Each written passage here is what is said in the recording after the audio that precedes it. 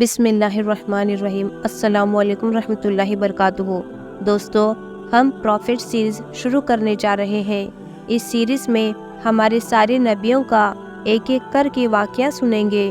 دوستو، یہ سیریز بہت دلچسپ ہونے والی ہے۔ دوستو، آج کے اس بدلتے دور میں ہم دنیاوی معاملات میں اتنا مشغول ہو گئے ہیں کہ اپنے بچوں کی طرف دھیان ہی نہیں دیتے۔ ہم اپنے بچوں کو دنیاوی ساری معلومات دیتے ہیں۔ اسکول کے ذریعے انہیں ہمارا گزرا ہوا اتہاس معلوم ہوتا ہے، لیکن کیا آپ نے کبھی سوچا ہے کہ ہمارے بچوں کو ہمارے نبیوں کے بارے میں، ہمارے صحابہ کرام اور اسلام کے بارے میں تو کچھ بھی نہیں پتہ۔ ہمارے بچوں کو ہمارے پاک اور خوبصورت اسلام اور ہمارے نبیوں کے بارے میں بھی پتہ ہونا چاہیے۔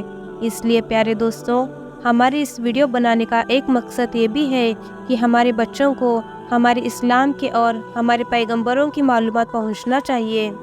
تو پیارے دوستو، ویڈیو کو پورا سنیں۔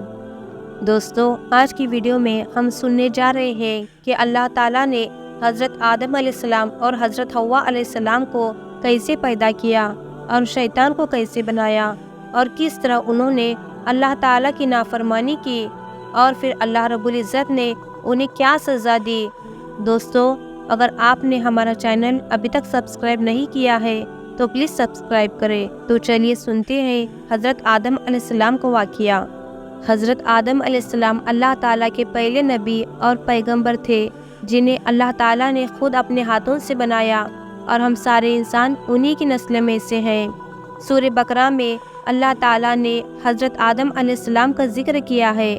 جب اللہ تعالیٰ نے انسان کی مخلوق کو پیدا کرنے کا ارادہ کیا تو اللہ تعالیٰ نے فرشتوں سے فرمایا، میں زمین میں اپنا ایک خلیفہ بنانے والا ہوں۔ فرشتوں کو لگا کہ شاید ان کی عبادت میں کوئی کمی رہ گئی ہے، اس لیے اللہ نے نئی مخلوق بنانے کا ارادہ کیا ہے۔ فرشتوں نے جنوں جیسی دوسری مخلوق بھی دیکھی تھی جو زیادہ عقل کی نہیں رکھتے تھے اور خود ریزی کرتے تھے۔ فرشتوں نے اللہ سے کہا، اے اللہ، ہم تیری تسبیح، حمد اور پاکی بیان کرتے ہیں۔ کیا تو ایسی مخلوق پیدا کرے گا جو زمین فساد کرے گی اور خون خرابہ کرے گی؟ اس کے جواب میں اللہ تعالیٰ نے فرمایا، جو میں جانتا ہوں وہ تم نہیں جانتے۔ فرشتوں آپس میں کہا کہ اللہ تعالیٰ جو بھی مخلوق پیدا کرے وہ ہم سے زیادہ علم نہیں رکھ سکتی۔ پھر اللہ تعالیٰ نے حضرت آدم علیہ السلام کو علم سے نوازا اور انہیں کچھ چیزوں کے نام سکھا دیے۔ پھر اللہ تعالیٰ نے فرمایا، اے آدم، تم بتا دو ان کو چیزوں کے نام۔ پھر جب حضرت آدم علیہ السلام نے ان چیزوں کے نام بتا دیے تو اللہ تعالیٰ نے فرشتوں سے فرمایا کہ میں نے نہ کہا تھا کہ میں آسمانوں اور زمین کی پوشیدہ چیزوں کو جانتا ہوں۔ پھر اللہ تعالیٰ نے فرشتوں سے فرمایا کہ تم آدم کو سجدہ کرو، تو وہ سب سجدے میں گر پڑے، مگر شیطان نے سجدہ نہیں کیا۔ اللہ تعالیٰ نے فرمایا کہ اے ابلیس، تجھے کیا ہوا کہ تو سجدہ کرنے والوں کے ساتھ شریک نہ ہوا؟ شیطان نے تکبر میں کہا کہ میں ایسا نہیں ہوں کہ انسان کو سجدہ کروں، جسے تو نے خنخناتے ہوئے سڑے ہوئے گارے مٹی سے بنایا ہے۔ میں اس سے بہتر ہوں، تو نے مجھے آگ سے پیدا کیا اور اسے مٹی سے پیدا کیا ہے۔ اللہ نے شیطان سے فرمایا، یہاں سے نکل جا، تو مردود ہے اور تجھ پر قیامت کے دن تک لعنت برسے گی۔ شیطان نے کہا، مجھے قیامت تک مہلت دے۔ اللہ تعالیٰ نے فرمایا کہ تجھ کو مہلت ہے۔ شیطان نے اللہ سے کہا کہ تو نے مجھے گمراہ کیا ہے، میں قسم کھاتا ہوں کہ میں انسان کی سیدھی راہ پر بیٹھوں گا، پھر میں ان پر حملہ کروں گا، ان کے آگے سے بھی، پیچھے سے بھی، دائیں سے بھی اور بائیں سے بھی، اور ان میں سے اکثر کو تو شکر گزار نہیں پائے گا۔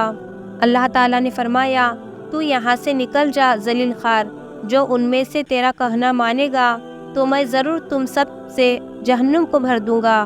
بے شک میرے خاص بندوں پر تیرا ذرا بھی قابو نہیں چلے گا۔ جنت کی ساری نعمتوں کے باوجود حضرت آدم علیہ السلام جنت میں اکیلا محسوس کرتے تھے۔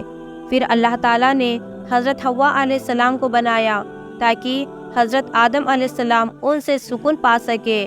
اللہ تعالیٰ نے فرمایا، اے آدم، تم اور تمہاری بیوی جنت میں رہو، پھر جس جگہ سے چاہو تم دونوں کھاؤ، لیکن اس درخت کے پاس مت جانا ورنہ تم ظالموں میں سے ہو جاؤ گے۔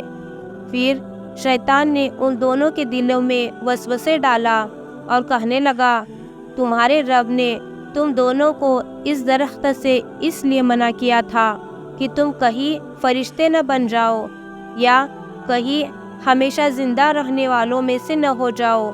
اور شیطان نے قسمیں تک کھا لی کہ وہ ان کا خیر خواہ ہے، پس مردود نے دھوکہ دے کر ان کو درخت کی طرف کھینچ لیا۔ جب حضرت آدم علیہ السلام اور حضرت حوا علیہ السلام نے درخت کے پھل کو کھا لیا تو ان کے سطر کی چیزیں کھل گئی اور وہ درخت کے پتوں کو توڑ توڑ کر اپنے اوپر چپکانے لگے اور سطر چھپانے لگے۔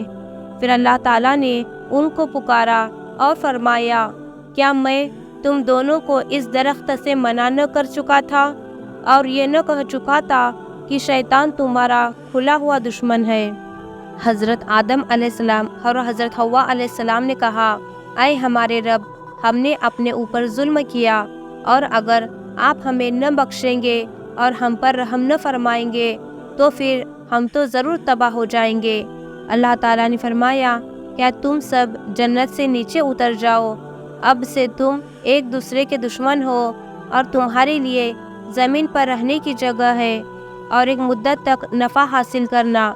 اب تم کو وہی زندگی گزارنی ہے اور وہی مرنا ہے اور وہی سے پھر سے پیدا ہونا ہے۔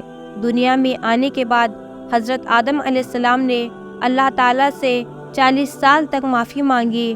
پھر اللہ تعالیٰ نے حضرت آدم علیہ السلام پر رحم کھا کے انہیں معاف کر دیا اور فرمایا، کیا تم اور تمہاری اولاد دنیا میں رہو اور یہ بات یاد رکھو کہ جب میری طرف سے کوئی نبی ہدایت لے کر تمہارے پاس آئے تو تم اس کا کہنا ماننا، اور جو لوگ میرے نبیوں کی بات کو نہیں مانیں گے اور ہماری آیتوں کو جھٹلا جائیں گے وہ دوزخ میں جائیں گے اور ہمیشہ اسی میں رہیں گے۔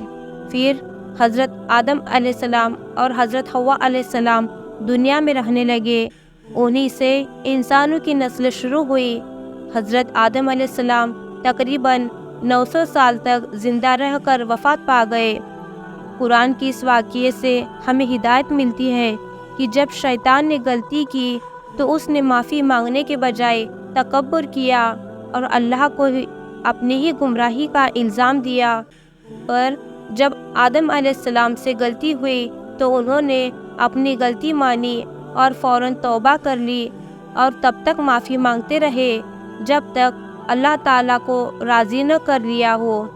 حضرت آدم علیہ السلام کی سنت یہ ہے کہ جب انسان سے غلطی ہو جائے تو وہ اللہ سے اپنے گناہوں کی معافی مانگے اور اپنے رب کو منا لے۔ بے شک اللہ تعالیٰ بہت معاف کرنے والے ہے اور بڑے مہربان ہے۔ تو یہ تھا حضرت آدم علیہ السلام کا بہترین واقعہ۔